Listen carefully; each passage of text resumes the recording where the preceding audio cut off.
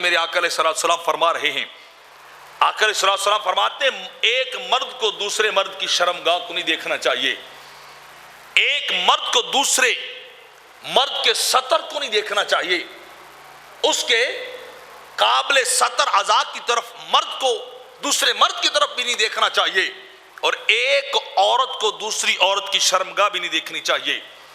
اور دو مردوں کو ایک کپڑے کے اندر لپٹ کے کبھی نہیں سونا چاہیے، اور دو عورتوں کو بھی ایک کپڑے کے اندر کبھی نہیں سونا چاہیے، بلکہ ایسی سچویشن سے اپنے آپ کو بچا کے رکھنا چاہیے جہاں کہیں بھی نظر اٹھ جائے فوراً نظر کو جھکا لینا چاہیے کہ میرے خدا نے مجھے اجازت نہیں دی ہے، میرے مصطفیٰ نے مجھے یہ اجازت نہیں دی کہ میں غیروں کی عورتوں کو، غیروں کے سطر کو دیکھتا پھروں، بلکہ ایک دوسرے کے لیے حیا والی نظر رکھنی چاہیے، بچا کے رکھنا چاہیے۔ مرد مردوں کی شرمگاہوں کو نہ دیکھیں، عورتیں عورتوں کی شرمگاہوں کو کبھی نہ دیکھنے والے ہوں۔ اور یہاں تو ڈھونڈتے پھرتے ہیں نا، ننگے مرد مل جائیں، ننگی عورتیں مل جائیں۔ کتنی بدقسمتی کا دور ہے کہ آج میڈیا کا دور ہے، ڈیولپمنٹ کا ایرا چل رہا ہے، اور یہاں موبائلز کے اندر ننگے مرد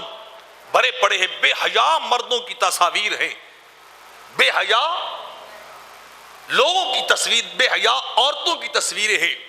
ننگی عورتوں کی تصویریں جو کنجر ہیں، ان کی تصویریں، ان کو لوگ اپنا ہیرو بناتے ہیں، جو سب کے سامنے ننگے ہونے کو فخر سمجھتے ہیں، جو سب کے سامنے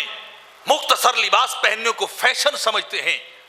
جو سب کے سامنے بالکل بےہودہ لباس پہننے کو ترقی کا زینہ سمجھتے ہیں، آج ہم انہیں اپنا ہیرو سمجھ رہے ہیں،